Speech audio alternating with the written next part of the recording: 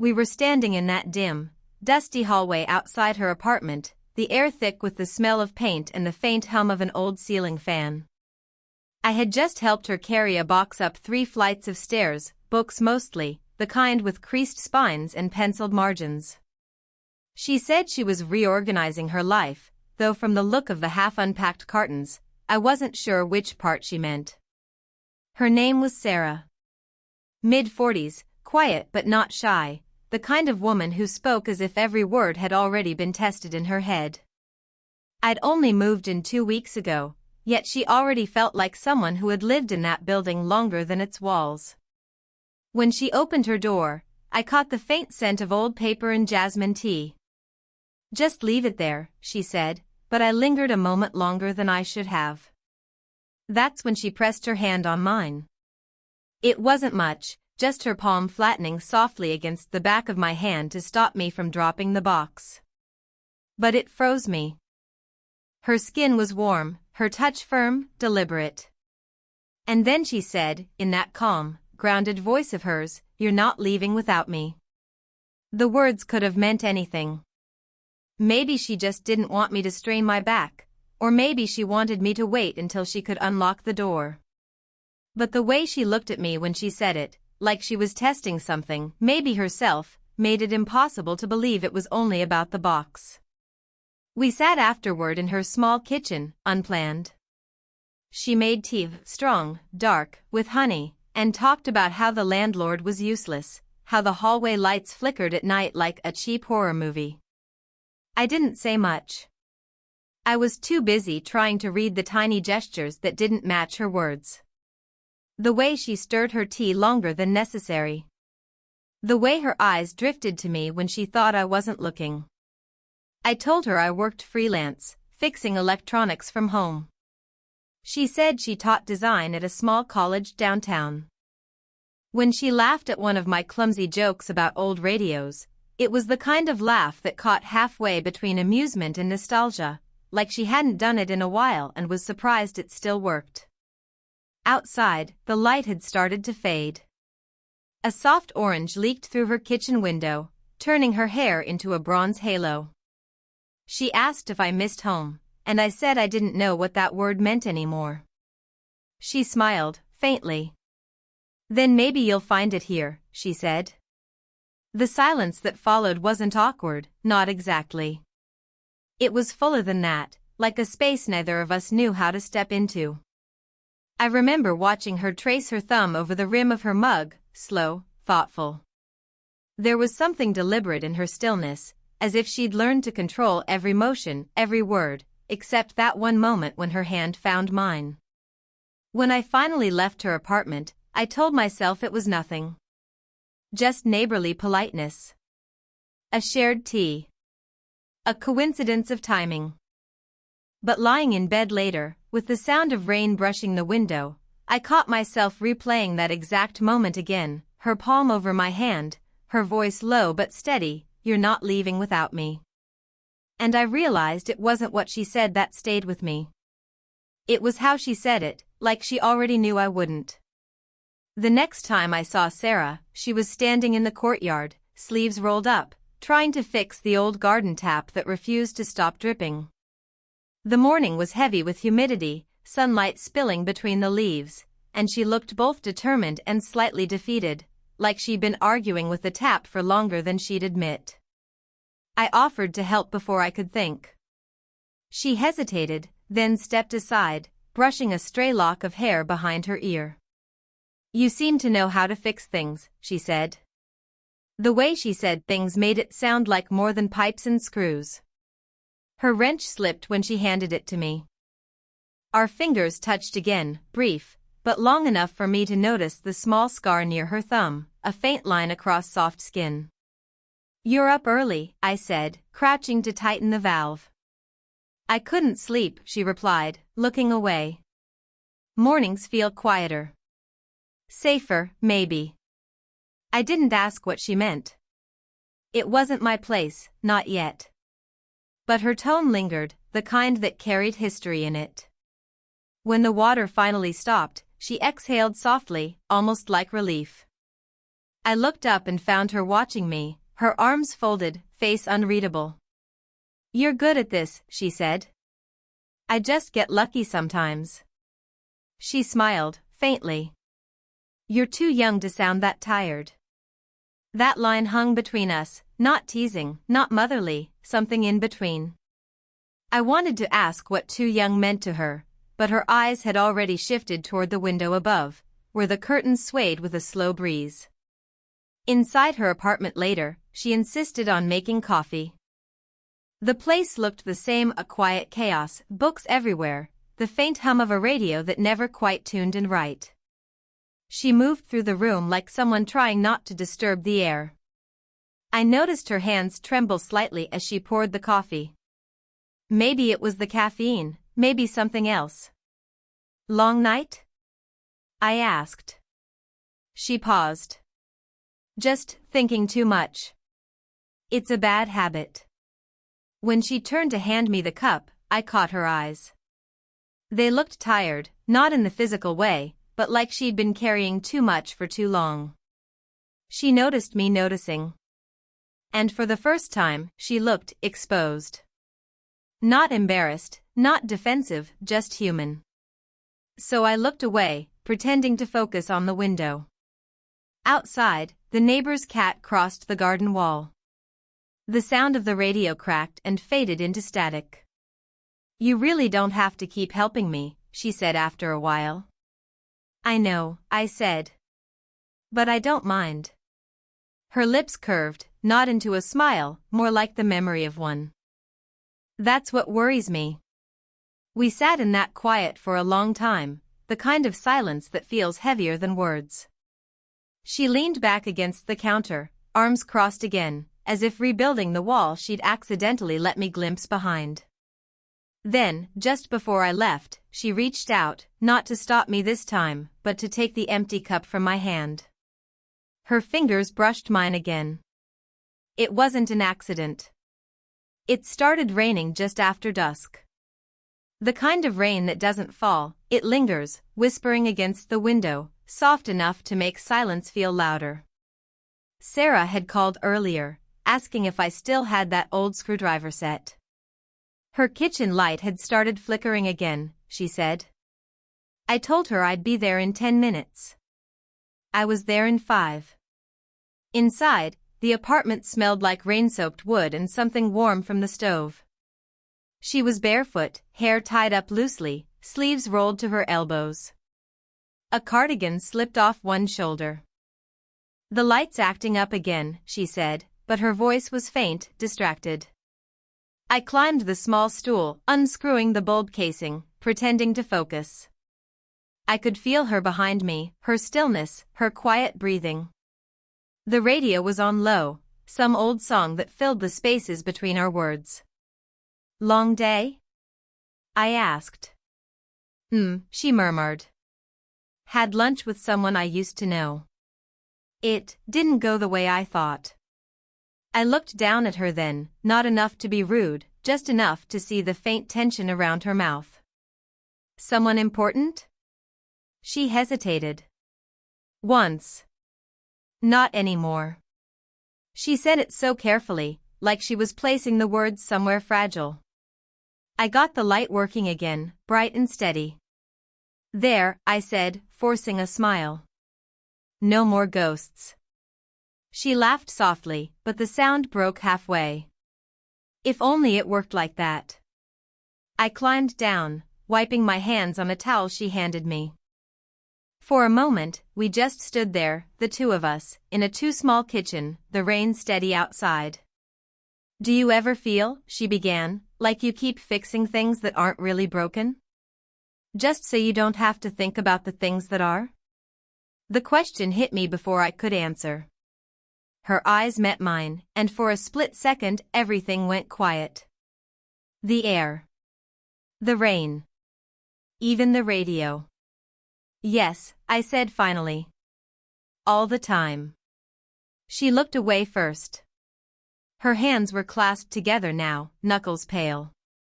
"You should go before it gets worse out there," she said, her voice soft but final. I wanted to. I didn't move. Then her phone buzzed on the counter, a name flashing on the screen, Daniel. She reached for it too quickly, turning the phone face down before it could ring again. The silence stretched. I took a step toward the door. He still calls? I asked quietly. Sometimes, she said. Out of habit, I think. People do that when they're not sure whether to let go or hold on. She stood close enough now that I could smell the faint trace of her perfume, something earthy, like sandalwood. Her hand brushed mine when she reached for the towel. Neither of us moved. I don't think I'm good at letting go, I whispered before I could stop myself. Her eyes lifted to mine, tired, careful, but not angry. You don't have to fix me, she said, barely above a whisper. I wasn't trying to. And for a heartbeat, it felt like she might close the distance between us, the space humming with what neither of us would admit. But then she stepped back, the sound of the rain filling the room again. Good night, Ayan. I nodded, hands still warm where hers had almost been. Good night, Sarah. I left before I could change my mind. But even from my room, I could see the faint glow of her kitchen light through the rain, steady now, almost too steady, like it refused to go out. It had been 3 days since I'd seen her. 3 days since that night of almosts, since her voice, her hand, the way the rain had softened everything except what I was feeling. I told myself to stay away. I tried. But on the 4th evening, the power went out across the building. I found myself standing at her door with a flashlight, telling myself I was just checking if she was okay. She opened the door before I could knock twice. Her face was half lit by the flashlight I held, and for a strange, fleeting moment, it felt like we were the only 2 people left in the world. Of course it's you, she said, a tired smile flickering. You'd come with a light. I figured you'd need one. I don't, she said. Then, softer, but thank you. The apartment was dim, the only light from a single candle flickering on her table. The shadows stretched long, and the air smelled faintly of melted wax and rain-soaked concrete.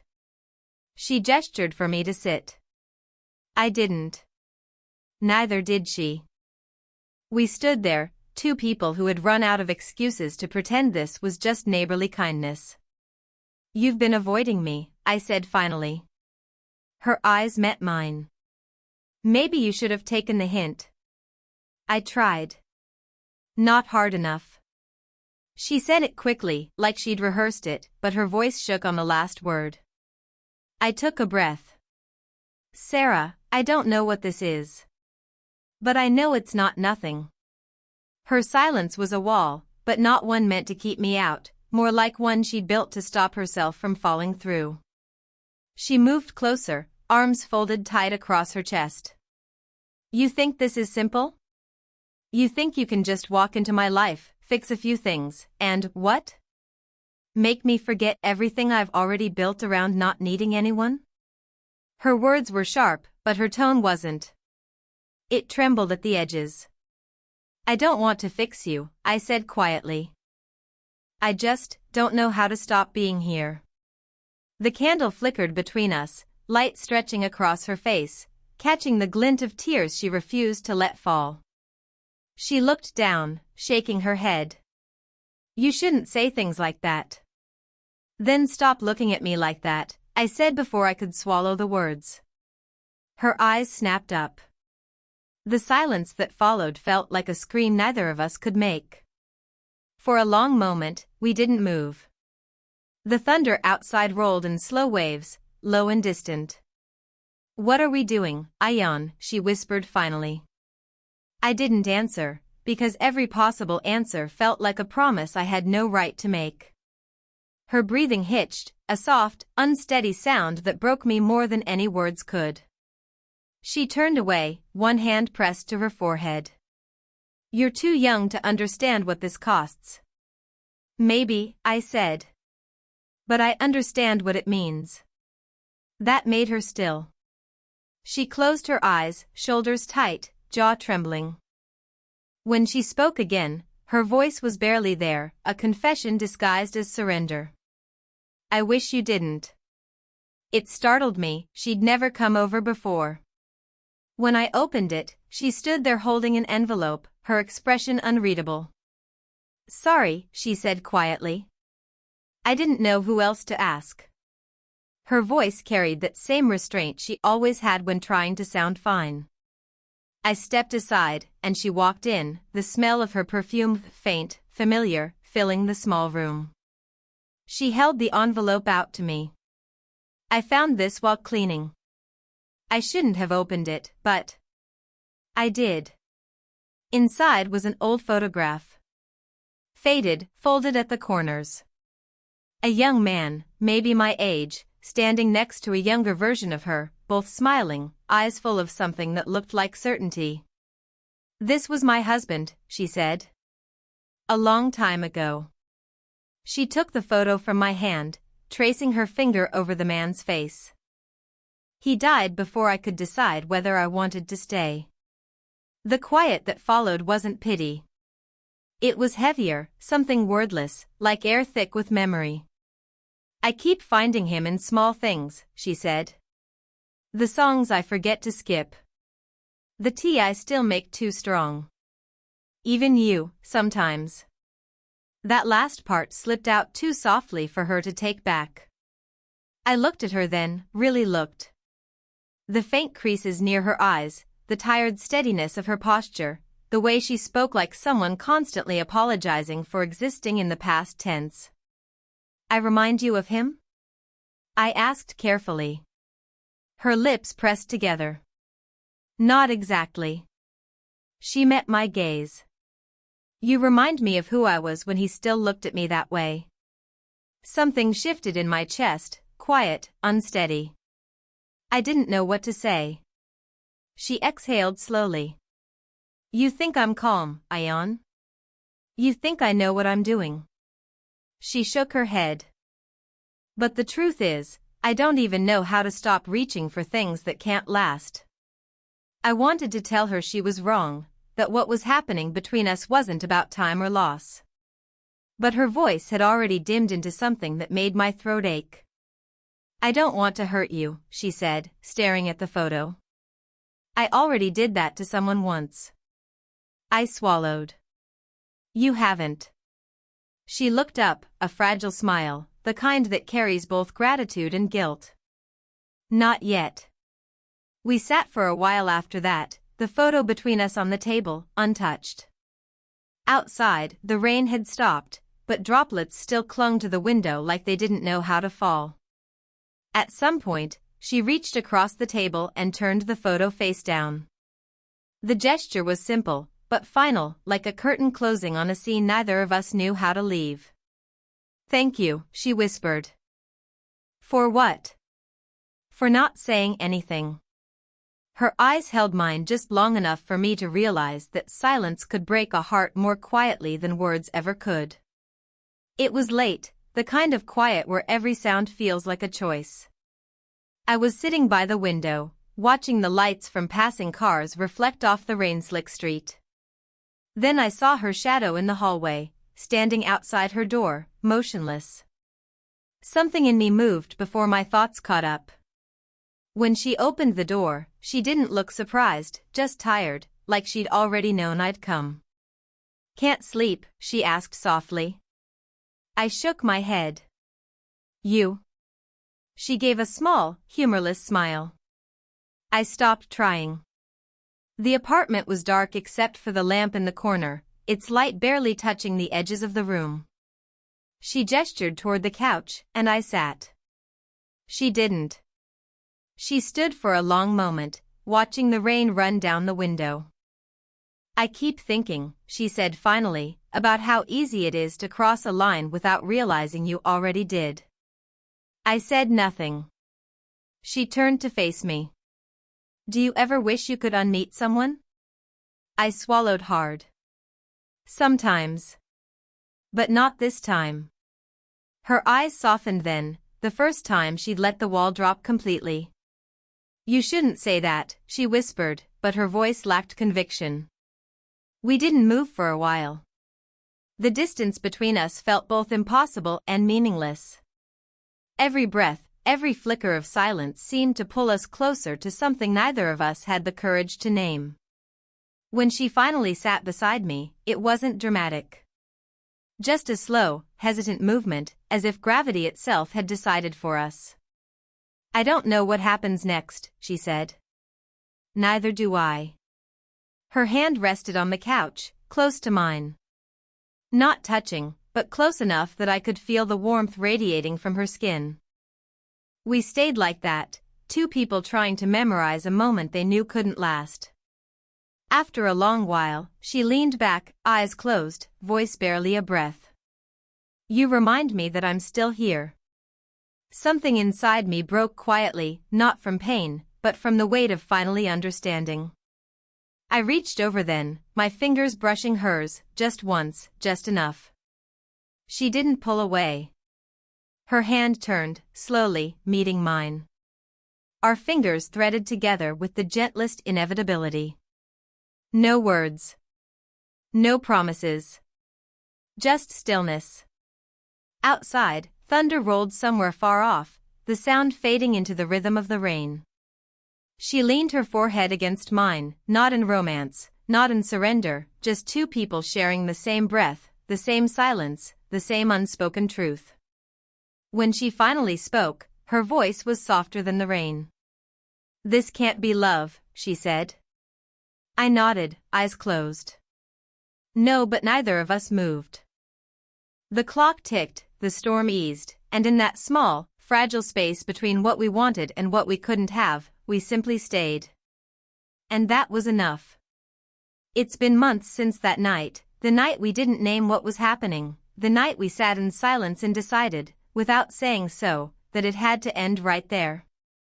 Sarah still lives next door. I still hear her kettle whistle in the mornings, still catch the scent of her jasmine tea drifting through the hallway when I pass. Sometimes we talk about small things now. Weather, rent, the cat that won't stop sleeping on her porch. But we both know that beneath every ordinary word lies something else, something neither of us wants to disturb. She's different now. Lighter, maybe. Not happy, exactly, but more at peace. There's a calmness in the way she carries herself, like she's stopped punishing her heart for remembering what it wants. And I learned how to stand still in the middle of wanting something I couldn't have. There was a time I thought love was about getting closer, about closing the distance between two people until nothing was left unsaid. But now I think it's the opposite. Sometimes love is knowing where to stop. Where to let the silence speak for you. That night, when she leaned her forehead against mine, it wasn't about surrender or longing. It was about truth. The kind of truth that doesn't need to be spoken to be understood. Since then, I've dated other people.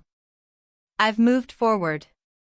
But there's a quiet part of me that still turns toward her door when I come home, not to see her, just to remember that once, someone saw me exactly as I was, and didn't turn away. Sometimes, when the evening light hits her window just right, I catch her silhouette, head tilted, reading, the faint hum of music under her breath. And I smile, because it feels like she's okay. Because maybe we both are. We didn't ruin anything. We didn't break the world trying to hold on to something fragile. We just let it exist, and then, we let it go. That's the part no one tells you about love. It's not always about forever. Sometimes it's about learning how to leave gently, with enough of yourself left to still recognize who you are when the quiet returns. I think that's what she gave me, not a story of what could have been, but proof that something real can happen even when it's not allowed to last. And some nights, when the rain starts again, I still hear her voice, low, steady, full of the kind of warmth that lingers long after it's gone. You're not leaving without me. And maybe, in a way, I never really did. Sparkles, if this story made you feel something, let me know in the comments. Would you want more stories like this?